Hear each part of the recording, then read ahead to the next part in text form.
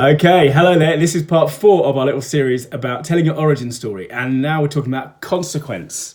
We've been going through the story triangle, right? Character, conflict, consequence. And just to recap really quickly, the character, it's important your story has your authentic character in it, but also thematically in a way that will resonate with your audience.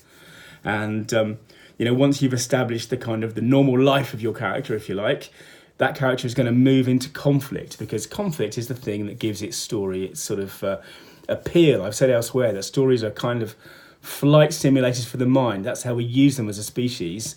One of the reasons we're addicted to stories is because they allow us to sort of game out scenarios, to work through danger and what have you, without actually having to take any risk, right? That's one of the reasons why stories are so valuable, so addictive to us. So your story needs conflict, and it might be high stakes kind of, world ending kind of conflict, but more likely it'll be something small.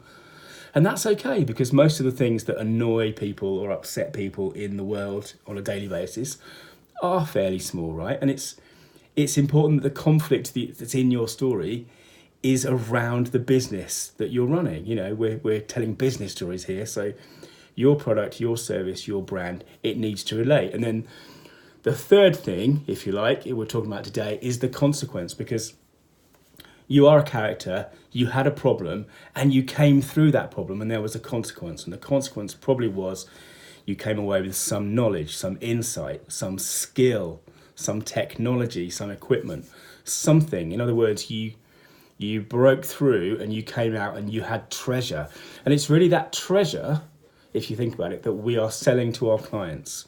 In my case, I talk about how in 2015 I had this nagging feeling that I was living the wrong life, even though I was running a company that I'd owned for almost 20 years. We had clients around the world, was making good money, all that kind of stuff.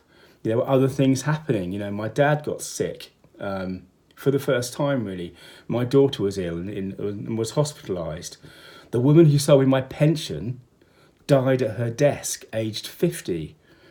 And I'm 50 pretty soon, right? So these things all kind of coalesce, and I just began to feel like I was living, not only was I living the wrong life, but I was running out of time. And these things all came to a head on holiday with my family, when I just was thinking so much about my life and the business, and tried to think about what parts of it that my day-to-day work that I really, really enjoyed and loved and was good at. And the answer to that was pretty small, right? And the answer in my case was the stories, the content, the kind of the narratives around business and for clients. That was the bit that I really loved. That was the bit that I was best at. And at that moment, really, on that holiday, I talked to my wife and I talked about stepping back from the business and making this massive change. And a year later, I'd written a novel, which is pretty, it's pretty weird. Anyway, the point is, your consequence, your treasure will be related to your business, right? And then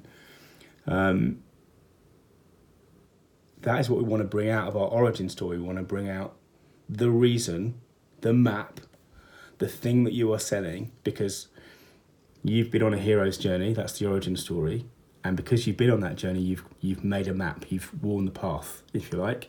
And now what you are selling to people, the business, the product, the service, the brand, is the map. An easy way to deal with the same conflict or a similar conflict. Does that make sense? That's the origin story in its essence. So you thought about character, you thought about conflict. Today I want you to think about the treasure, because the way we tell the story, and we'll talk about how we tell the story tomorrow in the next video, is to string those three things together as a narrative, and then we'll talk about how we're going to deploy it.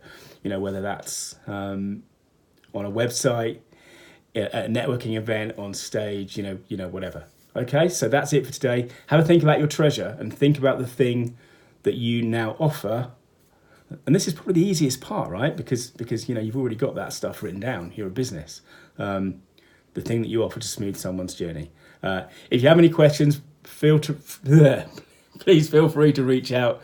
Obviously, with my one-to-one clients, I go into this in much more depth, and But I'm happy to answer questions. If you like the video, please like it wherever you've seen it, LinkedIn, YouTube, Facebook, Twitter, whatever, or subscribe to the channel. Thanks very much. Bye.